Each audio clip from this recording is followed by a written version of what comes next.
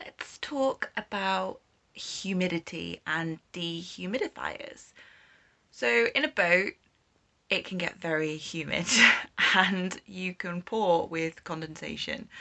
This usually happens in the morning, obviously when you've been breathing all night with perhaps less ventilation than you might usually have.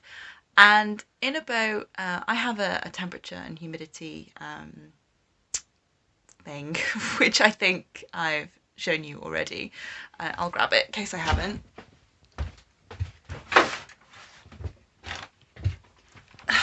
Here we go. So this shows you basically humidity at the top and temperature at the bottom, and you can have this for all time or you can have it for 24 hours. And so for all time, I recently reset this though, but 93% is the high and 60 is the low. Now in the summer that can be like 40 is the low. Also when you put the fire on, you lose some of the humidity. So a couple of the issues in a boat is, yeah, your ventilation might be less, your insulation is less than in a house. If you use gas for heating, or in my case as the cooker, gas is a wet fuel, so that provides quite a lot of condensation. And also sort of the radiators don't provide dry heat either. So really in a boat, the only thing you've got going for you is when you put the fire on, and that will dry out the air.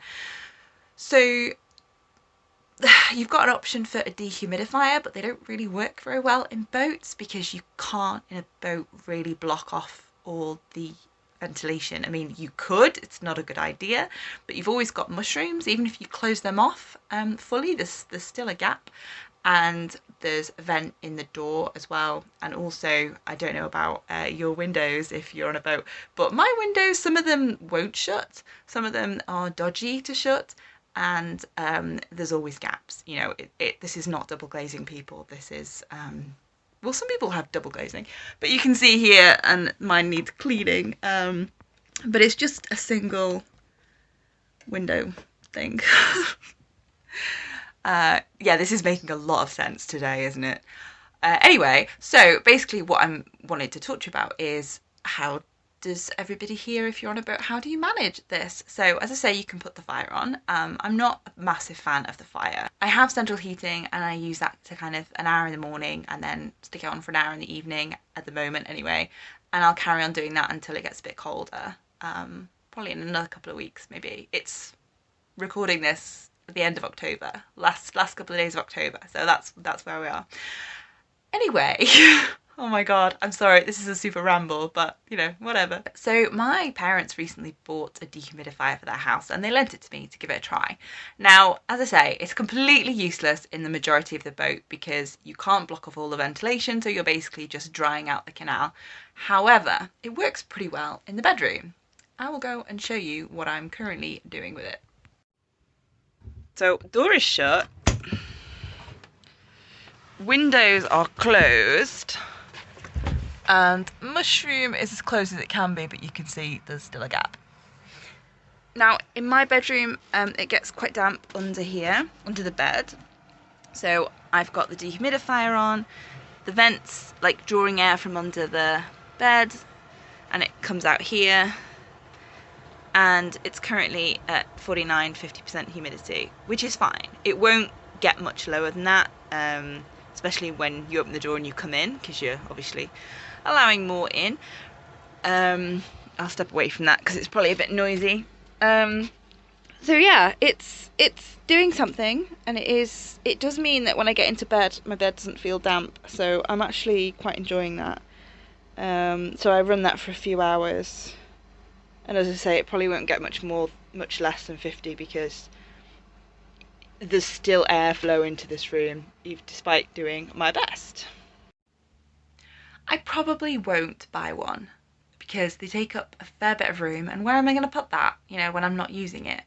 It uses mains electricity. It is quite low, so you could probably run it off an inverter without much issue. I'm on the mains shoreline though, so that's no issue, and I'm just keeping an eye on how much I'm spending, which is not very much at the moment.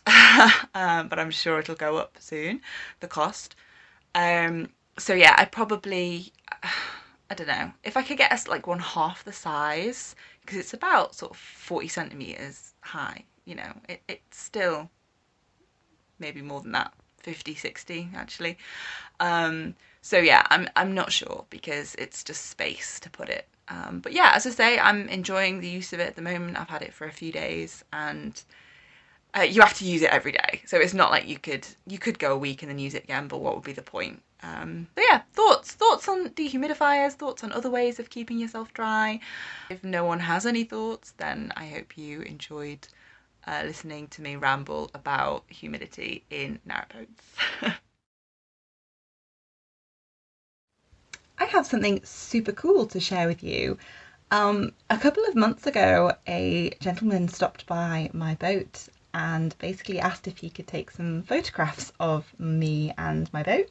He was a student, a photography student, doing an assignment on this kind of way of life, and I agreed. So here following is some of the snaps he took of me, and I'll put his details on screen and also in the description box as well, so you can see who this amazing photographer was. I hope you liked them as much as I did.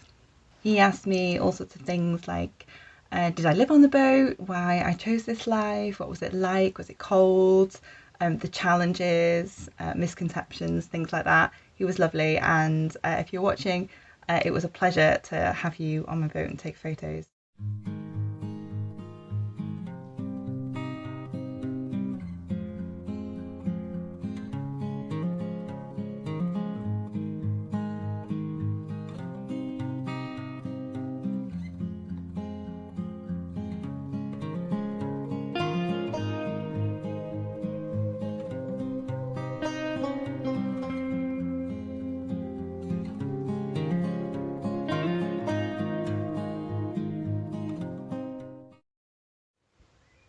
Hey, just a quick postscript to this video. I have some big news coming up, so do look out for my next video, which will be coming up in the next week or so. I won't leave it as long an interval between this one and the previous one. So yes, keep an eye out for that, and we'll see you all very soon.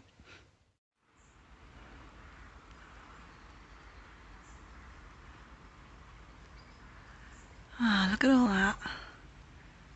It's incredible.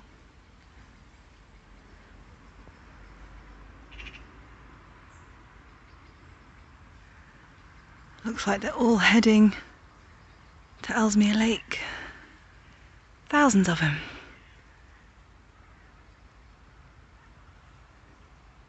It's a beautiful spectacle.